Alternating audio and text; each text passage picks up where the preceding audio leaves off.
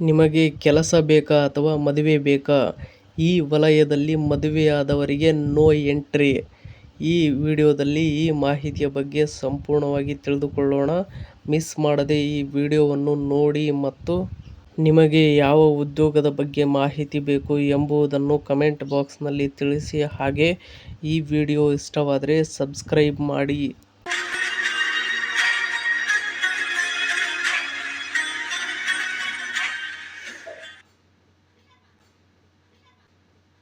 ಇಂದಿನ ಯುವಕರಿಗೆ ಉತ್ತಮ ಉದ್ಯೋಗ, ಭದ್ರ ಭವಿಷ್ಯ ಎರಡೂ ಬಹಳ ಮುಖ್ಯ. ಸಾಮಾನ್ಯವಾಗಿ ಜನರು ಮೊದಲು ಓದು ಮುಗಿಸಿ ಕೆಲಸ ಪಡೆದು ನಂತರ ಮದುವೆಯ ಬಗ್ಗೆ ಯೋಚಿಸುತ್ತಾರೆ.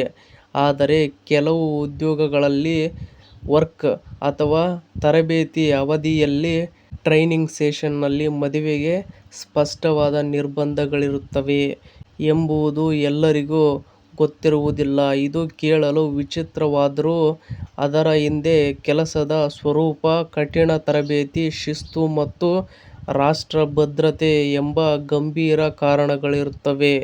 ಇನ್ನು ನೆಕ್ಸ್ಟ್ ನಾವು ನೋಡುವುದಾದರೆ, ಕೆಲವು ಕ್ಷೇತ್ರಗಳಲ್ಲಿ ಮದುವೆ ಅಥವಾ ಕುಟುಂಬ ಜವಾಬ್ದಾರಿಗಳನ್ನು ಗಮನ ಬೇರೆಡೆ ಸೆಳೆಯುವ ಅಂಶ ಎಂದು ನೋಡಲಾಗುತ್ತದೆ. ವಿಶೇಷವಾಗಿ ದೀರ್ಘ ತರಬೇತಿ ಅವಧಿ, ಅಪಾಯಕಾರಿಯ ಕೆಲಸ, ನಿರಂತರ ಸ್ಥಳಾಂತರ ಅಥವಾ ರಹಸ್ಯ ಕಾರ್ಯಾಚರಣೆ ಇರುವ ಉದ್ಯೋಗಗಳಲ್ಲಿ ಅವಿವಾಹಿತರೇ ಬೇಕು ಎಂಬ ಷರತ್ತು ಇರುತ್ತದೆ. ಇತ್ತೀಚಿನ ವರ್ಷಗಳಲ್ಲಿ ಕಾನೂನುಗಳು, ನ್ಯಾಯಾಲಯದ ತೀರ್ಪುಗಳಿಂದ ಬಹಳ ಕಡೆ ನಿಯಮಗಳು ಸಡಿಲವಾಗಿದ್ದರೂ ಇನ್ನೂ ಕೆಲವು ವಲಯಗಳಲ್ಲಿ ಈ ಷರತ್ತು ಮುಂದುವರೆದೇ ಇದೆ. ಇನ್ನು ನೆಕ್ಸ್ಟ್ ನೋಡುವುದಾದರೆ, ರಕ್ಷಣಾ ಮತ್ತು ಮಿಲಿಟರಿ ಅಕಾಡೆಮಿಗಳಲ್ಲಿ ಮದುವೆ ಬಗ್ಗೆ ನಿರ್ಬಂಧ. ರಕ್ಷಣಾ ಮತ್ತು ಮಿಲಿಟರಿ ಅಕಾಡೆಮಿಗಳಲ್ಲಿ ಇದು ಅತ್ಯಂತ ಸ್ಪಷ್ಟ. ಭಾರತೀಯ ಸೇನೆ, ನೌಕಾಪಡೆ ಮತ್ತು ವಾಯುಪಡೆಯ ಅಧಿಕಾರಿಗಳಾಗಲು ಬಯಸುವವರು ಎನ್ಡಿಎ, ರಾಷ್ಟ್ರೀಯ ರಕ್ಷಣಾ ಅಕಾಡೆಮಿ ಅಥವಾ ಭಾರತೀಯ ಮಿಲಿಟರಿ ಅಕಾಡೆಮಿಗೆ ಸೇರುವುದಾದರೆ ತರಬೇತಿ ಅವಧಿಯಷ್ಟು ಅವಿವಾಹಿತರಾಗಿಯೇ ಇರಬೇಕು. ತರಬೇತಿ ನಡೆಯುವ ಅವಧಿಯಲ್ಲಿ ಮದುವೆ ಸಂಪೂರ್ಣ ನಿಷೇಧವಾಗಿರುತ್ತದೆ. ಒಂದು ವೇಳೆ ಯಾರಾದರೂ ರಹಸ್ಯವಾಗಿ ಮದುವೆಯಾಗಿದ್ದರೆ ಅವರನ್ನು ತಕ್ಷಣ ಅಕಾಡೆಮಿಯಿಂದ ಹೊರಹಾಕುತ್ತಾರೆ ಮತ್ತು ಅವರ ತರಬೇತಿಗೆ ಖರ್ಚಾದ ಸಂಪೂರ್ಣ ವೆಚ್ಚವನ್ನು ಹಿಂತಿರುಗಿಸಬೇಕಾಗುತ್ತದೆ. ಆದರೆ ತರಬೇತಿ ಮುಗಿಸಿ ಅಧಿಕಾರಿ, ಲೆಫ್ಟಿನೆಂಟ್ ಆಗಿದ್ದ ಮೇಲೆ ಮದುವೆಯಾಗಲು ಅವರಿಗೆ ಸಂಪೂರ್ಣ ಸ್ವಾತಂತ್ರ್ಯವಿರುತ್ತದೆ. ಇನ್ನು ನೆಕ್ಸ್ಟ್ ನಾವು ನೋಡುವುದಾದರೆ, ವಿಮಾನಯಾನ ಕ್ಷೇತ್ರದಲ್ಲಿ ಹೇಗಿದೆ ಮದುವೆ ನಿರ್ಬಂಧ ನಾವು ನೋಡುವುದಾದರೆ, ವಿಮಾನಯಾನ ಕ್ಷೇತ್ರದಲ್ಲಿ ವಿಶೇಷವಾಗಿ ಗಗನಸಖಿಯರು ಮತ್ತು ಕ್ಯಾಬಿನ್ ಸಿಬ್ಬಂದಿ ಬಗ್ಗೆ ಹಿಂದೆ ಬಹಳ ಕಠಿಣ ನಿಯಮಗಳಿದ್ದವು. ಉದಾಹರಣೆಗೆ ಏರ್ ಇಂಡಿಯಾ ಮುಂತಾದ ಸರ್ಕಾರಿ ವಿಮಾನಯಾನ ಸಂಸ್ಥೆಗಳು ಮೊದಲ 4 ವರ್ಷಗಳವರೆಗೆ ಗಗನಸಖಿಯರು ಮದುವೆಯಾಗಬಾರದು, ಗರ್ಭಿಣಿಯಾದರೆ ಕೆಲಸದಿಂದ ತೆಗೆದುಹಾಕಬೇಕು ಎಂದು ನಿಯಮಗಳನ್ನು ಹೊಂದಿದ್ದವು. ನಂತರ ಮಹಿಳಾ ಹಕ್ಕುಗಳು, ಸಮಾನತೆ ಬಗ್ಗೆ ಪ್ರಕರಣಗಳು ಸುಪ್ರೀಂ ಕೋರ್ಟ್ ಮತ್ತು ಇತರೆ ನ್ಯಾಯಾಲಯಗಳ ಮುಂದೆ ಹೋದ ನಂತರ ಇಂತಹ ನಿಯಮಗಳನ್ನು ಅಸಂವಿಧಾನಿಕ ಎಂದು ಘೋಷಿಸಿ ಬದಲಾವಣೆ ತರಲಾಯಿತು. ಈಗ ವಿಮಾನಯಾನ ಸಂಸ್ಥೆಗಳು ಯಾರಿಗೂ ಮದುವೆಯಾಗಬಾರದು ಎಂದು ಕಾನೂನುಬದ್ಧವಾಗಿ ಹೇಳಲು ಸಾಧ್ಯವಿಲ್ಲ. ಆದರೂ ಕೆಲವು ಅಂತಾರಾಷ್ಟ್ರೀಯ ಅಥವಾ ಚಾರ್ಟರ್ಡ್ ಕಂಪನಿಗಳಲ್ಲಿ ಪ್ರಾರಂಭದ 1 ರಿಂದ 2 ವರ್ಷಗಳ ಒಪ್ಪಂದದ ಅವಧಿಯಲ್ಲಿ ಗರ್ಭಧಾರಣೆ ಬೇಡ, ಹೆಚ್ಚು ಪ್ರಯಾಣಕ್ಕೆ ಸಿದ್ಧರಾಗಿರಬೇಕು ಎಂಬ ಅನೌಪಚಾರಿಕ ಷರತ್ತುಗಳು ಇನ್ನೂ ಇದ್ದೇ ಇವೆ. ಇನ್ನು ನೆಕ್ಸ್ಟ್ ನಾವು ನೋಡುವುದಾದರೆ, ಸೇನೆಗೆ ಸೇರುವ ಯುವಕರು 4 ವರ್ಷಗಳ ಸೇವೆ ಅವಧಿಯವರೆಗೆ ಮದುವೆಗೆ ನೋ ಎಂಟ್ರಿ. ಇದರಲ್ಲಿ ನಾವು ನೋಡುವುದಾದರೆ, ಭಾರತೀಯ ಸೇನೆಯ ಅಗ್ನಿವೀರ್ ಅಗ್ನಿಪಥ ಯೋಜನೆಯಲ್ಲಿಯೂ ಮದುವೆ ಕುರಿತ ಸ್ಪಷ್ಟ ನಿಯಮವಿದೆ.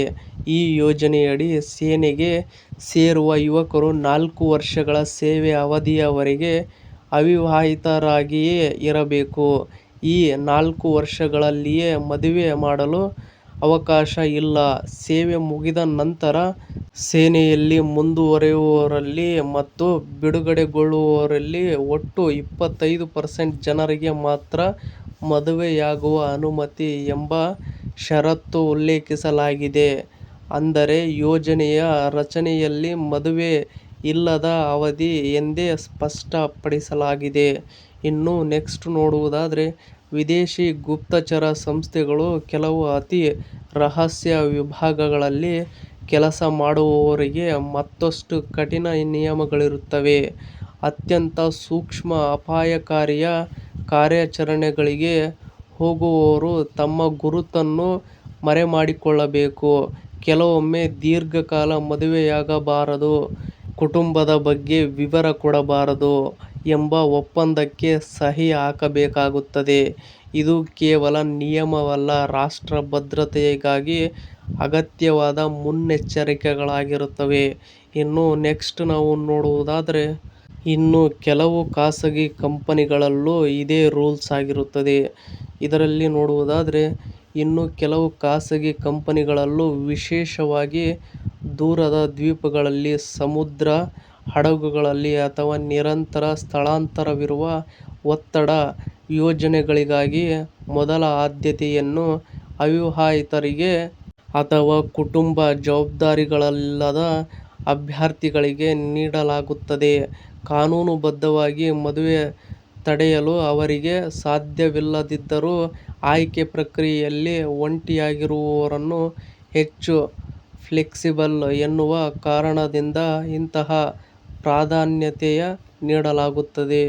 ಇನ್ನು ನೆಕ್ಸ್ಟ್ ನೋಡುವುದಾದರೆ, ಒಟ್ಟಿನಲ್ಲಿ ಕೆಲ ಉದ್ಯೋಗಗಳಲ್ಲಿ ಮೊದಲು ಕೆಲಸ ನಂತರ ಮದುವೆ ಎಂಬ ನಿಯಮ ಇನ್ನೂ ಜಾರಿಯಲ್ಲಿದೆ.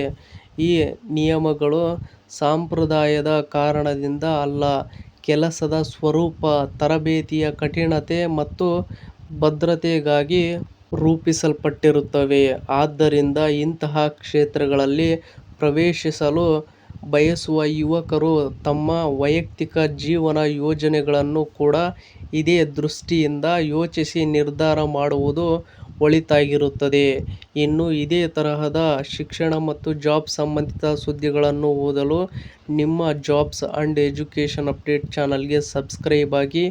ಈ ವಿಡಿಯೋ ನೋಡುತ್ತಿರುವವರು ಇನ್ನೂ ಯಾರ್ಯಾರು ಸಬ್ಸ್ಕ್ರೈಬ್ ಆಗಿಲ್ವೋ ಪ್ಲೀಸ್ ಎಲ್ಲರೂ ಸಬ್ಸ್ಕ್ರೈಬ್ ಆಗಿ ನಿಮ್ಮ ಜಾಬ್ಸ್ ಅಂಡ್ ಎಜುಕೇಷನ್ ಅಪ್ಡೇಟ್ ಚಾನಲ್ಗೆ ಸಪೋರ್ಟ್ ಮಾಡಿ. ಮತ್ತು ಈ ಅಪ್ಡೇಟ್ ಬಗ್ಗೆ ನಿಮ್ಮ ಅಭಿಪ್ರಾಯ ಏನೆಂದು ಕಮೆಂಟ್ ಬಾಕ್ಸ್ನಲ್ಲಿ ತಿಳಿಸಿ. ಹಾಗೆ ಈ ವಿಡಿಯೋ ಇಷ್ಟವಾದರೆ ಸಬ್ಸ್ಕ್ರೈಬ್ ಮಾಡಿ, ಸಪೋರ್ಟ್ ಮಾಡಿ. Thank you for watching friends.